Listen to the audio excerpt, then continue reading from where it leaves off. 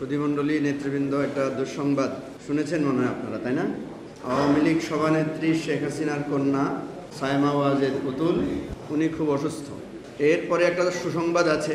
সেই সুসংবাদ হচ্ছে তার আম্মাজান এই কন্যার চিকিৎসা বা সুচিকিৎসার জন্য উনি দ্রুত ওনার চীন সফর সংক্ষিপ্ত করে উনি দেশে ফিরে আসছেন।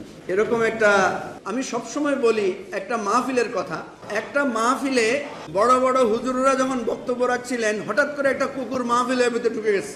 কুকুরটা আস্তে আস্তে মাহফিলের দিকে, হুজুরদের দিকে আসছিল। হুজুররা সবাই মাহফিলে বসে বসে বলছে আস্তাগফিরুল্লাহ, কেউ বলছে নাউজুবিল্লাহ, কেউ বলছে, সবাই শুধু দোয়া দরুদ পড়া শুরু করছে। যত দোয়া দরুদ পড়ে তত কুকুর মঞ্চের দিকে আসতে থাকে। ওখানে যে মাইকম্যানটা ছিল সে হঠাৎ করে একটা মুগুর হাতে নিয়ে বলল যে কুকুর doesn't understand the meaning of আস্তাগফিরুল্লাহ, কুকুর আন্ডারস্ট্যান্ড দ্য মিনিং অফ মুগুর। যখন মুগুর নিয়ে দূরানো দিয়েছে তখন কুকুর পালিয়ে গেছে। আমি একটা চ্যালেঞ্জ জানিয়ে আমার বক্তব্য শেষ করছি।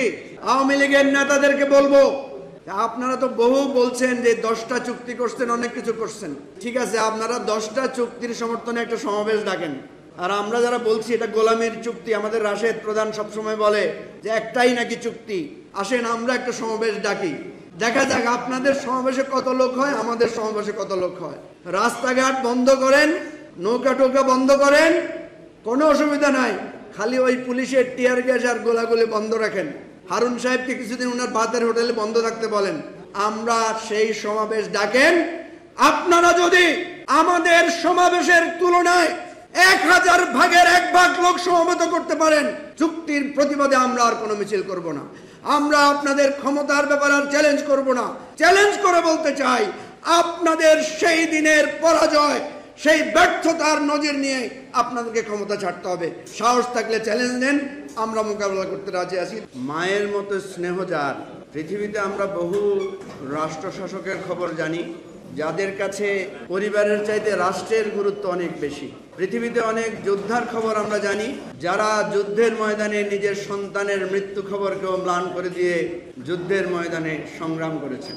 কিন্তু দামি সরকারের দামি প্রধানমন্ত্রী, তিনি এত মাতৃ স্নেহতার, তিনি দেশের এরকম একটা দ্বিপাক্ষিক সফর সংক্ষিপ্ত করে তার কন্যার অসুস্থতার খবর শুনে উনি একদিন আগে দেশে ফিরে আসছেন।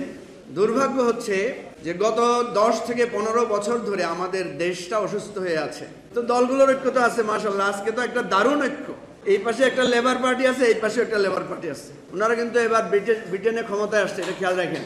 এই পাশে এক জাগপা, এই পাশে এক জাগপা, মাঝখানে একটা গণ অধিকার আছে, আরেক পাশে আরেকটা গণ অধিকার আসলে এটা তো একটা জাতীয় ঐক্য হয়ে যেত, কি বলেন? ধন্যবাদ সবাইকে, আসসালামু আলাইকুম। ধন্যবাদ মুজিবুর রহমান।